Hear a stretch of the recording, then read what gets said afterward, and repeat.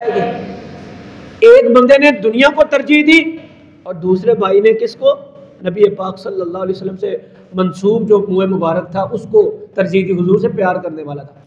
अब दोनों भाई अलग हो गए, कई साल हो गए, आपस में मुलाकात नहीं हुई। एक दिन दोनों की आपस में मुलाकात हुई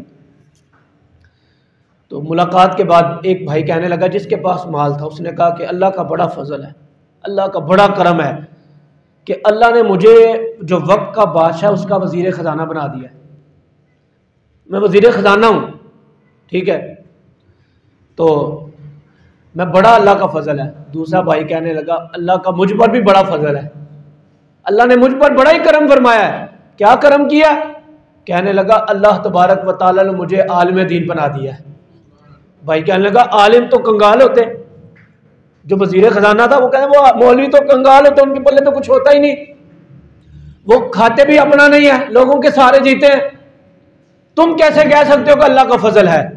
भाई ने कहा बात यह है कि अल्लाह तबारक व तआला ने तुझे नमरूद फिरौन की विरासत दी जो दौलत है, रब का फजल ये हुआ कि अल्लाह ने मुझे नबियों की विरासत इल्म अता फरमा दिया। ठीक है ना? तो पता ये चला आजकल हम ये हमारे मुआशरे के अंदर ये हाल है। यहाँ यूसुफ अलैहिस्सलाम की दास्तान सुन रहे हैं ना, यूसुफ अलैहिस्सलाम ने कहा कि मैं कैद में चला जाऊंगा, खैर है वक्ती तौर पर कैद होगी, तकलीफ होगी, लेकिन कुरान ही कहता है कि हर मुश्किल के बाद आसानी है। और हुजूर का फरमान है एक आसानी नहीं, जो अल्लाह तबारक व तआला की रिज़ा पर मुश्किल पर सब्र कर लेता है, अल्लाह उसके लिए दो आसानियाँ अता फरमा देता है। तो यूसुफ अलैहिस्सलाम के लिए भी रास्ते खुले होते। तो मैं ये कहना चाहता हूँ इन आयात को सामने रखकर, इन बातों को सामने रखकर हमें भी चाहिए, ये जो करप्शन ज़दा लोग हैं, ये जो दुनिया को सीने से लगाए हुए, इनके नारे ना लगाइए, कब्र में काम नहीं आएंगे, ना हशर में काम आएंगे। हम सब ने ये समझा हुआ कि शायद ये दुनिया की हुकूमत अलहदा है और दीन अलहदा है। अगर ये अलहदा होता ना तो अल्लाह कभी भी यूसुफ अलैहिस्सलाम को मिस्र के तख्त पर न बिठाता। नबी भी बैक वक्त थे, नबी भी थे और साथ साथ अल्लाह ने वक्त का बादशाह भी बनाया। अगर ये ना एक ना होते तो कभी भी यूसुफ अलैहिस्सलाम तख्त पर ना बैठते। तो इसलिए इसको दो अलहदा अलहदा बातें ना समझें, ये सब एक ही है। निज़ाम हुकूमत करना कुरान ने बयान किया है, प्यारे नबी अलैहिस्सलाम की अहादीस से साबित होता है। बल्कि हमारे उलमा तो ये फरमाते हैं जिसको अल्लाह ने वजीर ख़जाना बनाया ना, वो सूरह यूसुफ को पढ़ा करे, उसको पढ़ेगा तो अल्लाह तबारक व तआला उसको जो वजीर ख़जाना के मनसब पर फायज हुआ है उसको चलाने का अल्लाह तरीका अता फरमाएगा। और हकीकत में सूरह यूसुफ किसके शान में नाज़िल हुई? अल्लाह के नबी की, और अल्लाह का नबी भी है और साथ साथ वक्त का बादशाह भी है। तो इसलिए हमें कोशिश करनी चाहिए हम नारा उसका लगाएं जो नेक बंदा है, जो अल्लाह वाला है, जो नबी वाला है, जो रसूल वाला है, जो औलिया अल्लाह वाला है।